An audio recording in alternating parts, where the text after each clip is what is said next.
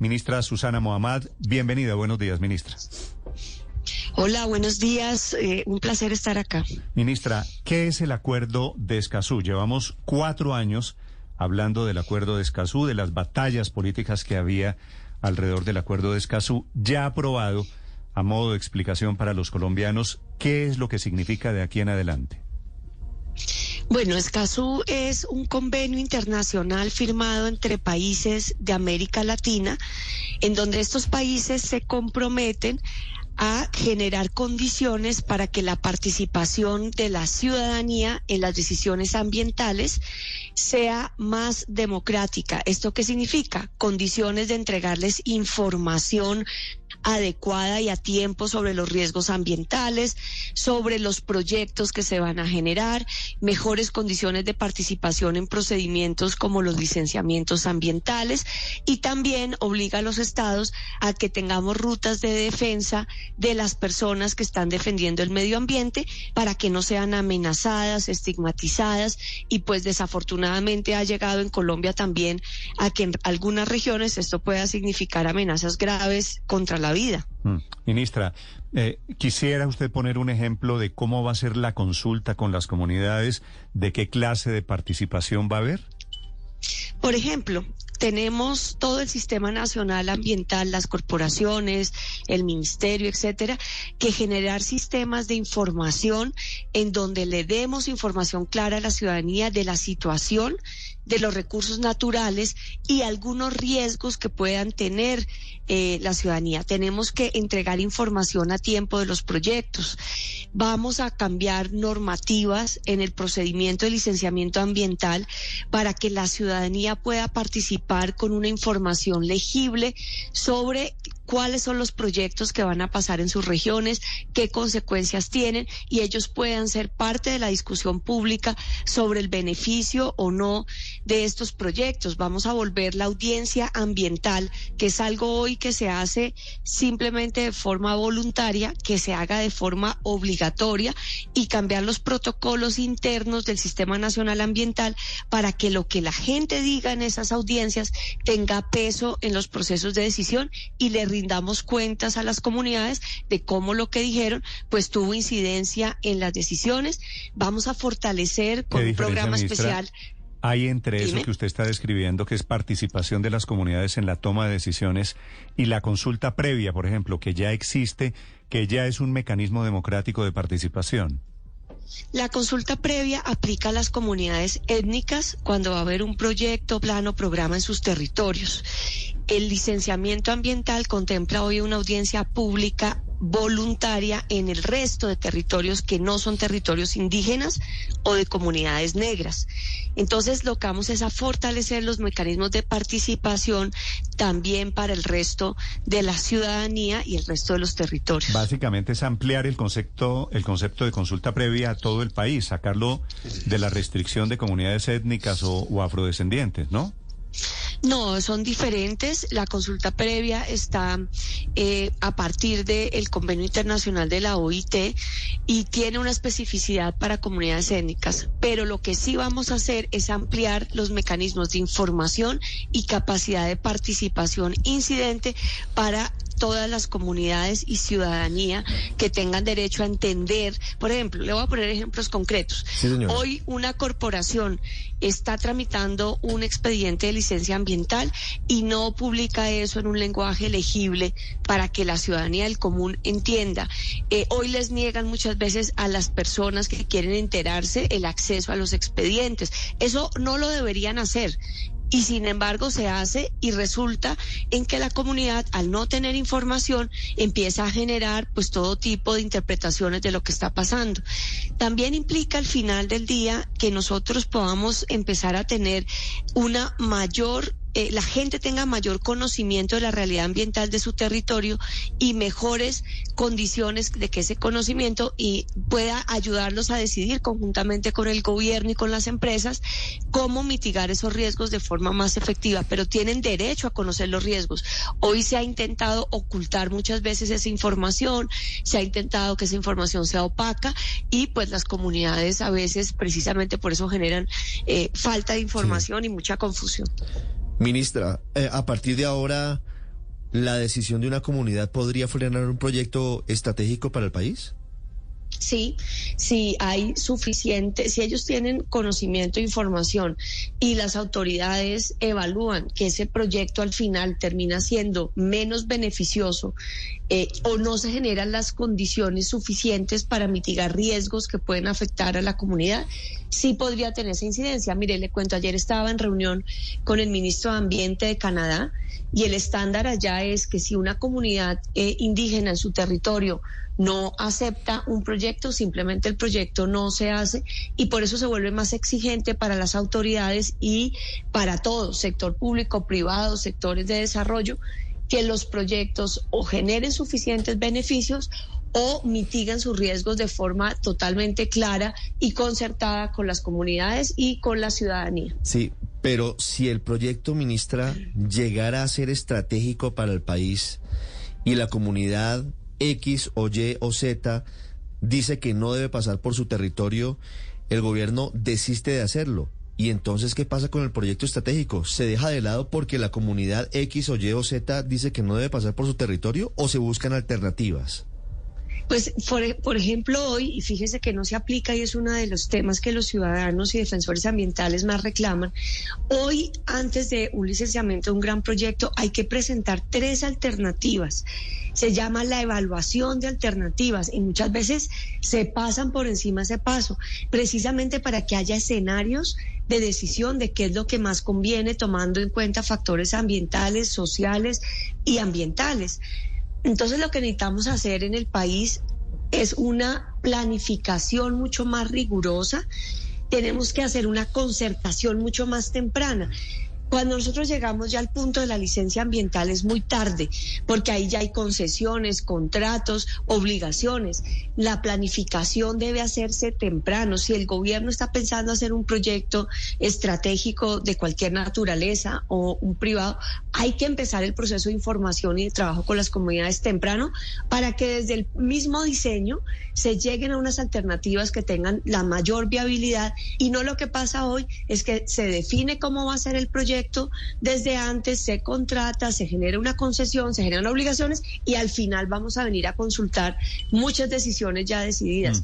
Esto genera precisamente la necesidad de más planeación y más rigor por parte del Estado y del sector privado también. Ministra, en la práctica, esa participación ciudadana se puede convertir en poder de veto de las comunidades.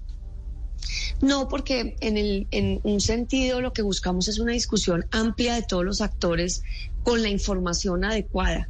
Y sí van a tener, hoy lo que pasa es que estamos en el otro extremo, que realmente la incidencia de las comunidades y de la ciudadanía, porque no son solo comunidades, la ciudadanía organizada o no organizada, tiene muy poca injerencia en las decisiones. No, de acuerdo, pero quiero saber lo que dónde busca, queda, por eso ministra, ¿dónde queda el interés general? No, el interés general es precisamente que el proyecto sea un proyecto de altos estándares sociales, ambientales y que tenga el menor riesgo para el bien común, precisamente para el interés general. Hoy en muchos casos pesa más el interés particular que las consecuencias del proyecto. Sí, fíjese cómo tenemos casos mire, no hoy. sé, ministra, tengo la siguiente duda. Una comunidad defiende su interés particular. Si hipotéticamente, por ejemplo, estamos hablando de que Colombia descubrió un gran yacimiento de petróleo. El petróleo que sale de este punto X es para todos los colombianos. ¿Qué pasa si la comunidad se opone a eso y nos quedamos sin recursos que hay en una zona porque una comunidad se opuso? Es que por eso le estoy explicando que la idea es generar marcos amplios de participación. ¿Y esto qué significa? Que tanto comunidades como Estado, como empresas, podamos poner todo eso sobre la mesa en la discusión pública y que esa discusión tenga la mejor información, se haga temprano y se puedan evaluar los riesgos. Le voy a poner un ejemplo exacto al que usted me está diciendo. Sí. Por ejemplo, las minas de carbón del Cesar y de La Guajira. claro, la explotación carbonífera en estos lugares es de interés general en el sentido que genera unas regalías para el país, para la economía, etcétera. Pero podríamos haber puesto sobre la canasta la necesidad de reasentamiento de comunidades, la situación de agua futura de toda una región, la realidad ambiental y la necesidad de impactos que han tenido un sufrimiento a amplios sectores de esa región.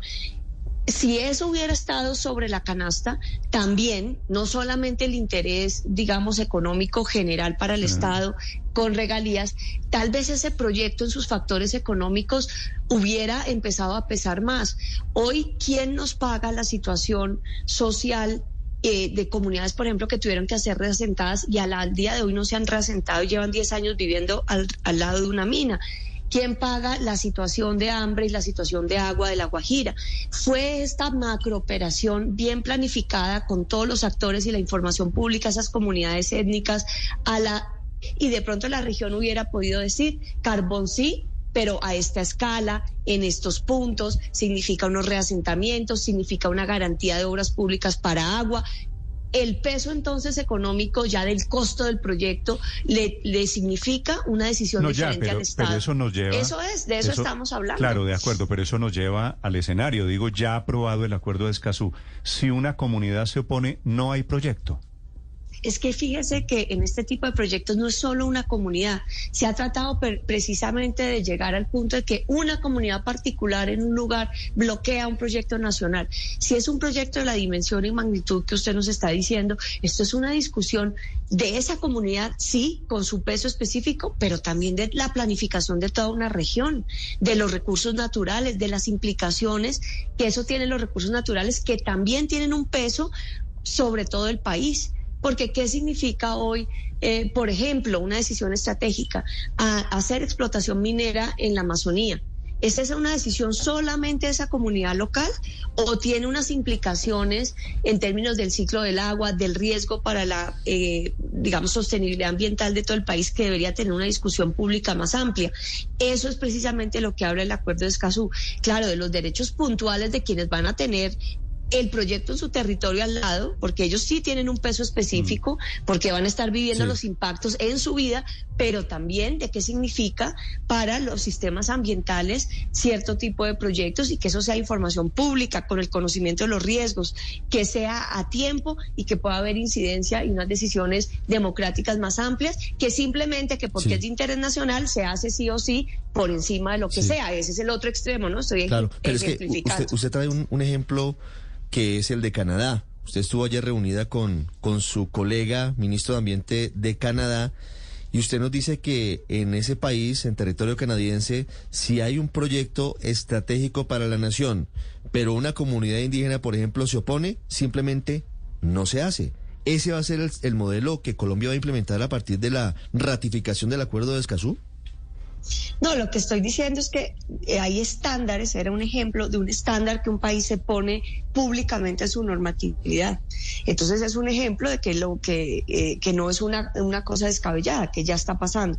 Lo que he dicho con claridad es que la obligación con Escazú es generar la mejor información pública de las consecuencias y riesgos sociales y ambientales en la situación de los recursos naturales. Sí, pero ministra, perdóneme, pero es que con profundo respeto, su teoría y lo que usted nos dice es muy importante, pero es muy gaseoso.